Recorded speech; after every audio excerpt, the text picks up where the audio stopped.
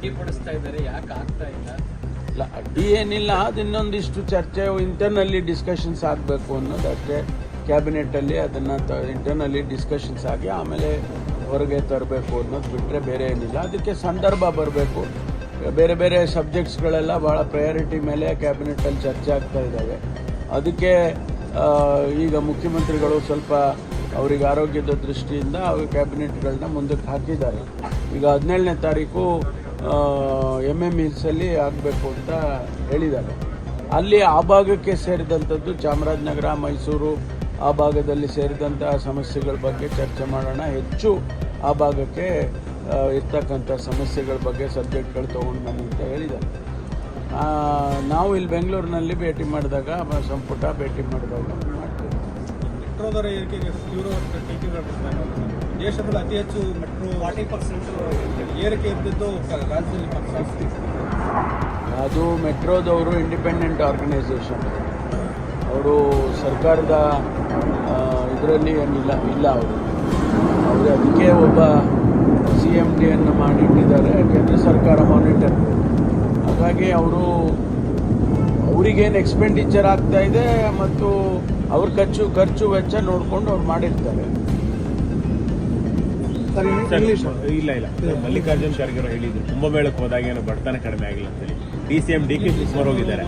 ಅದನ್ನ ಈಗ BJP welcome ಮಾಡ್ತಾ ಇದೆ. ಅಧ್ಯಕ್ಷರಿಗೆ ಹೇಳ್ತಾರೆ DCM ಸ್ನಾನ ಮಾಡ್ತಾರೆ ಅಂತ. ನಾನು ಕಾಮೆಂಟ್ ಮಾಡಲ್ಲ.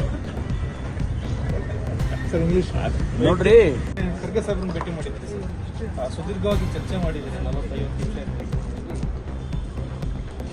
ನೋಡಿ, ನಿನ್ನೆನೆ ನಾನು ಪ್ರತಿಕ್ರಿಯೆ ಮಾಡಿದ್ದೇನೆ. ಖರ್ಗೆ ಅವರ ಕುಟುಂಬ ನಮ್ಮ ಕುಟುಂಬ ಒಂದೇ ಕುಟುಂಬ ಇದ್ದಾಗೆ. ನನಗೆ ಅವರು ರಾಜಕೀಯವನ್ನು ಹೊರತುಪಡಿಸಿ ನನಗೆ ಅವರು ಹಿರಿಯಣ್ಣ.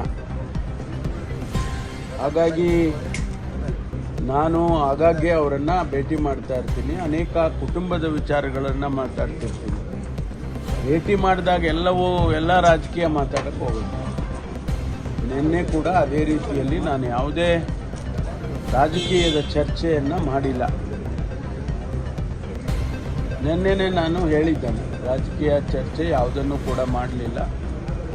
ಕುಟುಂಬದ ಅನೇಕ ವಿಚಾರಗಳನ್ನು ನಾವು ಮಾತಾಡ್ಕೊಂಡಿದ್ದೇವೆ, ಅಷ್ಟು ಬಿಟ್ಟರೆ ಬೇರೆ ಏನೂ ಇಲ್ಲ ಅಂತ ಹೇಳಿದ್ದೇನೆ. ಅದಕ್ಕೆ ಇನ್ನೂ ಹೆಚ್ಚು ತಾವು ದಯಮಾಡಿ ಹೆಚ್ಚು ಅದಕ್ಕೆ ವಿಶ್ಲೇಷಣೆಗಳನ್ನು ಮಾಡುವ ಅಗತ್ಯ ಇಲ್ಲ. ಶಾಸಕರು ಸಚಿವರು ಸಭೆ ಕರೆದಿದ್ದಾರಲ್ಲ, ಅದರ ಬಗ್ಗೆ ಯಾವುದನ್ನು ಮಾತಾಡಲಿ, ಒಂದೇ ಒಂದು ಶಬ್ದ ರಾಜಕೀಯ ಮಾತಾಡಲಿ. ಸಮಾವೇಶದ ಬಗ್ಗೆ ಚರ್ಚೆ ಆಗ್ತಾ ಇದೆ ಸರ್. ಏನೋ ಬೇರೆಯವರು ಏನಾರು ಮಾತಾಡ್ಕೋಬೋದು, ಆದರೆ ನಿನ್ನೆ ದಿವಸ ರಾಜಕೀಯ ಚರ್ಚೆ ಯಾವುದನ್ನು ಮಾನ್ಯ ಖರ್ಗೆ ಅವ್ರ ಜೊತೆ ಮಾತಾಡಿಲ್ಲ. ತಾವು ದೆಹಲಿಗೆ ಹೋಗೋ ಚಿಂತನೆಯಲ್ಲಿದ್ರಿ, ಆದರೆ ಅದನ್ನು ಹೋಗಿಲ್ಲ. 17ನೇ ತಾರೀಕು ಹೋಗ್ತೀನಿ. ಅದಕ್ಕೇನು ದೆಹಲಿಗೆ ಹೋಗೋಕ್ಕೇನು ಏನು ತೊಂದರೆ ಇದೆ? ಹೋಗೋಕ್ಕೆ ನನಗೆ ನಮ್ಮ ನಾಯಕರುಗಳು ಭೇಟಿ ಮಾಡಬೇಕು, ಭೇಟಿ ಮಾಡಿ ಬರ್ತೀನಿ. ಅದಕ್ಕೆ ಏನೇನೋ ಕಲ್ಪನೆ ಮಾಡ್ಕೊಳ್ಳೋ ಅಗತ್ಯ ಇಲ್ಲ. ಹೈಕಮಾಂಡ್ ನಾಯಕರು ರಾಜ್ಯದಲ್ಲೇ ಇದ್ರಲ್ಲ ಸರ್, ಅದಕ್ಕೆ ಯಾರು? ಖರ್ಗೆ ಅವರು. ಇಲ್ಲ ರೀ, ನಾನು ಹೇಳ್ತಾ ಇದ್ದೀನಲ್ಲ, ಮುಚ್ಚುಮರೆ ಏನಿದೆ ಅದರಲ್ಲಿ? ನಾನು ರಾಜಕೀಯ ಚರ್ಚೆ ಮಾಡಿದ್ದೀನಿ ಅಂದರೆ ಮಾಡಿದ್ದೀನಿ ಅಂತೀನಪ್ಪ. ಏನು ಮಾಡಿದ್ದೀನಿ ಅಂತ ನಿಮ್ಗೆ ಹೇಳ್ತೀನಾ? ಮಾಡಿಲ್ಲ ಮಾಡಿದ್ದೀನಿ ಅಂದರೆ ಮಾಡಿದ್ದೀನಿ ಅಂತೀನಿ. ಒಂದು ವೇಳೆ ನಾನು ಮಾಡಿದ್ದೇನೆ ಅಂತ ಇಟ್ಕೊಳ್ಳಿ, ಆಯ್ತಾ? ನಾನು ನಿಮ್ಮ ಹತ್ರ ಯಾಕೆ ಹೇಳಬೇಕು? ಅದರಿಂದ ನಾನು ಚರ್ಚೆ ಮಾಡಿಲ್ಲ. ಮಾಡುವಾಗ ಹೇಳ್ತೀನಿ, ರಾಜಕೀಯ ಚರ್ಚೆ ಮಾಡಿದ್ವಪ್ಪ ಅಂತೀನಿ. ಏನು ಮಾಡಿದ್ದೀನಿ ಅಂತಲೂ ನಿಮ್ಗೆ ಹೇಳೋದಿಲ್ಲ. ಈಗ ಸರ್, ಅತಿ ಹೆಚ್ಚು ತೆರಿಗೆ ಪಾಲ್ ಕೇಳೋದು ಅತಿ ಹೆಚ್ಚು ಟ್ಯಾಕ್ಸ್ ಕೊಡ್ತಾರೆ, ನಾಚಿಕೆಗೇಡಿನ ಸಂಗತಿ ಅಂತ ಪೀಯೂಷ್ ಗೋಯಲ್ ಹೇಳಿದ್ದಾರೆ. ನೋಡಿ, ಅವರಿಗೆ ನಾಚಿಕೆ ಆಗ್ತದೆ. ಅವ್ರದ್ದೇ ಭಾಷೆಯಲ್ಲಿ ಉತ್ತರ ಕೊಡಬೇಕಲ್ಲ ನಾವು. ಅವ್ರಿಗೆ ನಾಚಿಕೆ ಆಗ್ತದೆ.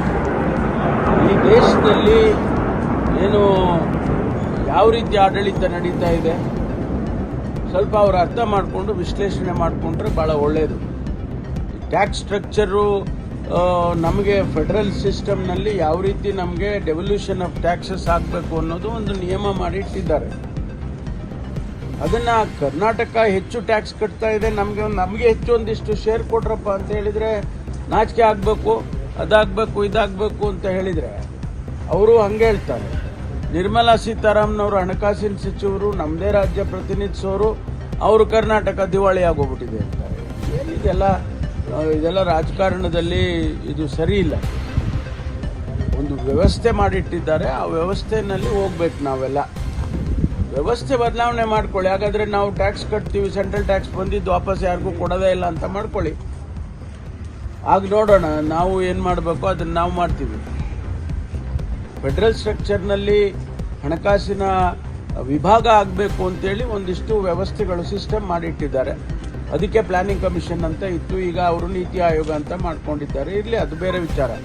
ಆದರೆ ನಮಗೆ ಬರಬೇಕಾದ ಪಾಲು ಕೊಡಿ ಅಂತ ಕೇಳೋದ್ರಲ್ಲೇ ನಾಚಿಕೆ ಆಗಬೇಕು ಅಂದರೆ ಏನು ಅರ್ಥ ಏನಿದೆ? ಒಬ್ಬ ಜವಾಬ್ದಾರಿ ಸ್ಥಾನದಲ್ಲಿರುವ ಸಚಿವ ಆ ರೀತಿ ಮಾತಾಡಬಾರ್ದು. ಮತ್ತಷ್ಟು ಸುದ್ದಿಗಳಿಗಾಗಿ ನೋಡ್ತಾ ಇರಿ ಪಬ್ಲಿಕ್ ನ್ಯೂಸ್ 24x7. ಇದು ಸತ್ಯದ ಧ್ವನಿ.